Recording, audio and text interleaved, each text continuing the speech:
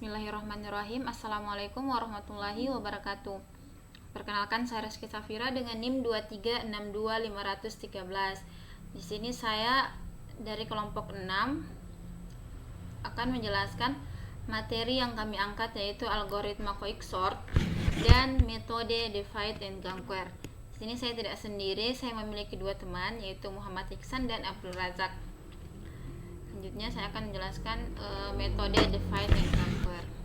Nah, metode divide and conquer atau pecah dan taklukan adalah strategi algoritmik yang digunakan untuk menyelesaikan masalah kompleks dengan cara yang pertama, divide atau pecah, yaitu memecah masalah utama menjadi beberapa submasalah yang lebih kecil, biasanya serupa dengan masalah awal. Terus ada conquer atau taklukan. Di sini conquer itu menyelesaikan setiap submasalah secara rekursif. Jika submasalah cukup kecil atau biasanya satu elemen, maka akan langsung diselesaikan jika dia hanya satu elemen, atau diselesaikan bahasa lainnya itu base case. Yang ketiga ada combine atau menggabungkan. Nah, menggabungkan solusi dari submasalah untuk membentuk solusi akhir dari masalah utama. Selanjutnya ada karakteristik metode divide and conquer. Yang pertama, ada karakteristik itu dia itu sangat cocok untuk masalah yang dapat dipecah menjadi bagian-bagian independen atau bagian-bagian yang terkecil. Yang dari besar kita pecah-pecah menjadi terkecil atau independen. Nah, yang kedua ada digunakan dalam algoritma efisien seperti merge sort, quicksort, binary search, dan fast Fourier transform atau FFT. Nah, yang terakhir ada kompleksitas umumnya mencapai 0 n log n untuk pengurutannya. Nah, di sini saya berikan satu contoh terkait metode divide and conquer. Misalnya kita itu mau masak nasi goreng sebanyak untuk 20 orang. Nah, kalau kita langsung 20 porsi sekaligus kita masak di satu wajan, itu akan lumayan susah karena terlalu banyak. Nah, kita pecah-pecah menjadi beberapa bagian. Misalnya kita bagi satu wajan itu kita isi menjadi 5 porsi. Terus kita masak satu-satu. Setelah semuanya masak, barulah kita gabungkan menjadi satu gitu. Mungkin itu saja yang bisa saya jelaskan terkait metode dan karakteristik dari divide and conquer. Selanjutnya mungkin akan dijelaskan oleh teman-teman saya. Perkenalkan, saya Abdul Razak. Saya akan melanjutkan penjelasan dari teman saya. Algoritma quicksort. Quicksort adalah algoritma pengurutan data yang menggunakan prinsip divide and conquer. Algoritma ini terkenal karena efisiensinya dalam mengurutkan data dengan kecepatan tinggi, bahkan untuk jumlah data yang besar. Algoritma ini bekerja dengan cara membagi-bagi data menjadi bagian kecil, mengurutkannya satu persatu, lalu digabungkan lagi. Cara kerjanya mirip seperti pecah masalah besar jadi kecil, lalu diselesaikan pelan-pelan. Jadi, algoritma quicksort ini dia akan membagi datanya menjadi beberapa bagian, kemudian dia akan menyelesaikannya secara perlahan-lahan. Cukup mudah, bukan? Selanjutnya, quicksort adalah adapun prinsip-prinsip quicksort. Yang pertama itu pilih pivot. Kita memilih pivot atau elemen sebagai acuan. Biasanya kita memilih satu pivot dengan elemen pertama atau elemen terakhir atau tengah atau acak sebagai pivotnya. Kemudian prinsip yang kedua itu bagi data menjadi dua bagian. Elemen yang lebih kecil dari pivot, kemudian elemen yang lebih besar daripada pivot. Kita akan membagi dua data menjadi bagian kiri, dan kanan. Kemudian prinsip yang ketiga adalah rekursif. Lakukan langkah 1 dan 2 pada kedua bagian tersebut. Yang terakhir, gabungkan hasil akhir. Selanjutnya, sifat quicksort. Algoritma quicksort juga memiliki sifat. Yang pertama itu in place. Jadi, in place tidak membutuhkan banyak ruang tambahan. Jadi, quicksort tidak butuh ruang tambahan besar di memori. Semua proses pengurutan dilakukan di dalam array yang sama. Jadi, langsung di tempat. Yang kedua, tidak stabil. Tidak menjamin elemen dengan nilai sama tetap dalam urutan yang sama. Artinya, kalau ada dua elemen dengan nilai yang sama, posisi mereka setelah diurutkan bisa berubah. Jadi yang kiri bisa ke kanan, yang kanan bisa ke kiri, ataupun yang depan bisa ke belakang. Ini berbeda dengan algoritma stabil seperti merge sort yang menjaga urutan asli untuk nilai yang sama. Kemudian sifat yang ketiga, cepat secara praktis. Umumnya lebih cepat dari merge sort untuk data yang sudah di memori. Dalam praktiknya, quicksort itu seringkali lebih cepat dibanding algoritma lain seperti merge sort, terutama kalau datanya sudah di memori. Jadi, quicksort ini algoritma pengurutan yang sangat baik sih kalau menurut saya. Kemudian kompleksitas waktu. Yang pertama terbaik, best case-nya. Jadi algoritma quicksort memiliki best case itu kompleksitas waktunya adalah O n log n. Yang kedua rata-ratanya Avenger case itu O n log n. Terburuk worst case-nya O n kuadrat. Terjadi jika pivot selalu elemen terkecil atau terbesar. Kemudian akan dilanjutkan oleh rekan saya. Baik, langsung saja perkenalkan, nama saya Muhammad Iksan dengan NIM 2362526. Nah, di sini saya akan menjelaskan codingan yang menggunakan algoritma quicksort dengan metode divide and conquer, teman-teman. Nah, langsung saja dalam sebuah fungsi ini pertama kita membuat base case-nya, teman-teman, karena fungsi ini adalah fungsi yang rekursif. Nah, salah satu ciri-ciri dari fungsi yang rekursif yaitu memiliki base case, atau bisa kita sebut titik akhirnya di mana tersisa satu elemen saja, teman-teman. Nah, seperti itu. Nah, cara membuat base case itu seperti ini.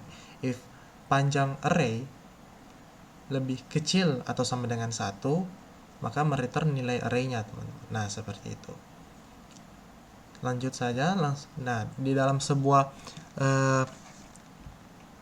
fungsi quicksort dengan metode divide and conquer, kita memerlukan pivot. Nah, pivot itu adalah sebuah elemen acuan di mana kita akan membagi menjadi beberapa bagian array tersebut, teman-teman.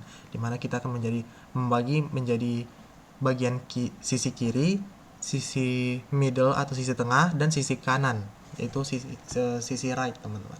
Nah, lanjut saja.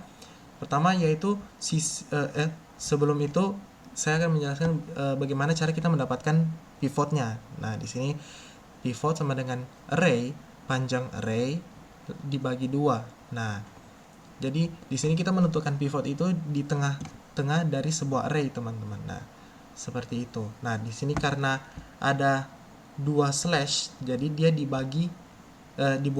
dibulatkan, tapi dibulatkan ke bawah, teman-teman. Nah, misalnya seperti kita mempunyai 5 data di dalam sebuah array. Nah, karena 5 bagi 2 itu 2,5, berarti hasilnya yaitu 2,5. Tapi karena ini dibulatkan ke bawah, maka hasilnya 2, teman-teman, bukan 3. Seperti itu. Lanjut. Setelah kita menentukan sebuah pivot, kita akan menentukan sisi kiri dari array tersebut, teman-teman. Nah, di sisi kiri itu adalah variabel x. For x in array, jika X lebih kecil daripada pivot. Nah, left itu adalah kumpulan elemen yang lebih kecil daripada pivot, teman-teman. Nah, seperti itu. Lanjut, ada bagian tengahnya atau yang di sini kita sebut middle, yaitu variabel X for X in array if X jika X sama dengan pivot. Nah, jadi sisi tengahnya itu adalah elemen yang sama dengan pivot. Nah, seperti itu. Lanjut, sisi kanannya adalah variabel X for X in array if jika X lebih besar daripada pivot. Nah, jadi bagian kanannya itu adalah kumpulan elemen-elemen yang lebih besar daripada pivot. Nah, lanjut, return quicksort left. Nah, ini juga adalah salah satu ciri-ciri fungsi yang rekursif, teman-teman, yaitu memanggil dirinya sendiri. Nah, makanya itu kita membutuhkan base case tadi. Nah, untuk agar programnya itu bisa berhenti, teman-teman, ketika hanya memiliki satu elemen. Nah, seperti itu. Return quicksort left plus middle plus quicksort right. Nah, seperti itu. Ini digabungkan setelah dipecah-pecah dan digabungkan. Nah, di sini mungkin ada beberapa array yang akan kita gunakan sebagai contoh. Pertama ada data pertama yaitu 8, 4, 7, 3, dan 10. Terus data kedua ada 2, 3, 5, 7, 1, 9. Dan data ketiga yaitu 4, 6, 2, 8, 10, dan 11. Pertama kita membuat sebuah variabel sorted data dengan memanggil fungsi quicksort dengan parameter data, teman-teman. Nah, terus keduanya sama tapi parameternya berbeda, dan ketiganya pun seperti itu. Dan kita print dan hasilnya akan seperti ini. Nah, hasilnya akan terurut seperti ini. Ada 3, 4, 7, 8, dan 10. Dan data kedua 1, 2, 3, 5, 7, 9. Data ketiga 2, 4, 6, 8, 10, dan 11. Nah, seperti itu contoh codingan dari algoritma quicksort dengan metode divide and conquer, teman-teman. Nah, baik, lanjut, saya akan menjelaskan dengan cara manual, teman-teman. Bagaimana kita bisa menyelesaikan sebuah array dengan metode divide and conquer dengan algoritma quicksort. Nah, di sini kita ambil salah satu array yang tadi, yaitu di mana di dalam array-nya itu ada nilai 8, 4, 7, 3, dan 10. Nah, pertama kita menentukan pivotnya dulu, teman-teman. Nah, pivotnya. Nah, cara menentukan pivot tadi yaitu jumlah panjang array-nya dibagi 2 dan dibulatkan ke bawah, teman-teman. Nah, seperti itu. Jadi karena di sini ada 5, ini ada 1, 2, 3, 4, dan 5. Nah, 5 data, 5 bagi 2 itu sama dengan 2,5 dan dibulatkan ke bawah berarti 2. Nah, teman-teman, karena ini sebuah array dan sebuah variabel data awalnya itu dimulai dengan indeks 0, teman-teman. Nah, jadi kalau dia 2 berarti indeks 0 itu adalah 8, indeks 1 itu adalah 4, dan indeks 2 itu adalah 7. Maka pivotnya itu adalah 7, teman-teman. Nah, seperti itu. Karena sebuah array itu dimulai dari 0, indeksnya dimulai dari 0, teman-teman. Nah, seperti itu. Nah, selanjutnya kita menentukan bagian kirinya, teman-teman. Nah, bagian kiri itu adalah kumpulan elemen yang lebih kecil daripada pivot. Nah, seperti itu. Nah, di bagian kirinya itu sesuai yang dari array-nya, yaitu yang lebih kecil daripada pivot ada 4 dan 3. Nah, kenapa 4 dulu dan bukan 3? Karena 4-nya lebih duluan muncul daripada 3, teman-teman. Seperti itu. Lanjut, kita menentukan bagian kanan. Nah, bagian kanan itu adalah kumpulan elemen yang lebih besar daripada pivot. Berarti 8 dan 10. Nah, seperti itu. Nah, ketika sudah kita pecah-pecahkan seperti ini, maka kita akan kerjakan masing-masing, teman-teman. Nah, pertama kita mengerjakan bagian kirinya dulu, yaitu 4 dan 3. Nah, pivot seperti tadi kita menentukan pivot di mana kita membagi panjang array-nya menjadi 2 dan kita bulatkan ke bawah. Nah, tapi karena di sini cuma 2 bagi 2 itu 1, maka tidak perlu dibulatkan lagi ya, jadi 1. Nah, indeks itu dimulai dari 0 dan indeks 1 itu adalah 3 teman-teman, karena indeks 0 itu 4 dan indeks 1 itu 3. Nah, berarti pivotnya itu 3. Nah, leftnya itu tidak ada karena tidak ada angka yang lebih kecil daripada 3 di dalam array ini teman-teman. Nah, lanjut kita tentukan sisi kanannya yaitu 4 karena 4 itu lebih besar daripada 3 teman-teman. Nah, setelah selesai kita lanjutkan ke bagian kanannya teman-teman, array kanan, yaitu 8 dan 10. Pivotnya seperti tadi, berarti pivotnya yaitu 10. Bagian kirinya yaitu elemen yang lebih kecil, berarti 8. Right-nya itu tidak ada teman. Nah, jadi seperti itu. Nah, ketika sudah selesai, atau dimana kita bisa melihat selesai ketika sisa datanya itu tersisa 1 teman-teman, karena sudah titik terakhir sudah di base case. Nah, seperti itu. Lanjut, ketika sudah selesai kita gabungkan semua data-datanya teman-teman. Nah, dimana kita gabungkan sesuai dengan codingan tadi, dimana quicksort left dulu, plus middle, dan plus quicksort right.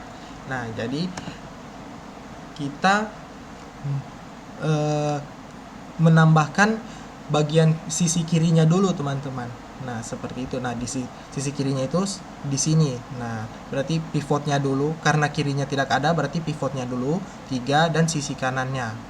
Seperti itu. Berarti 3, 4, terus kita naik mengambil pivot 7, dan mengambil bagian kanan array yang awal teman-teman, yaitu 8 dan 10. Nah, di sini karena ada bagian kirinya, berarti bagian kirinya terlebih dahulu dan mulai dari dan pivotnya.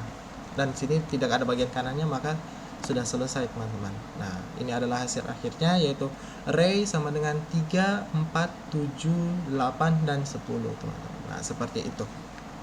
Nah, lanjut di sini saya mempunyai contoh 50 array teman-teman. Nah, seperti ini mungkin bisa kita lihat. Nah, di sini ada array pertama, terus berapa langkah, dan ada hasil akhirnya. Di sini ada array awal, pivot, menentukan pivot, dan bagian sisi kiri pivot, bagian tengah pivot, dan bagian kanan pivot. Nah, ini adalah hasil akhirnya. Di sini ada 50 array dengan data-data yang berbeda-beda. Nah, seperti itu teman-teman. Mungkin saya scroll lebih cepat karena ada 50 ya teman-teman.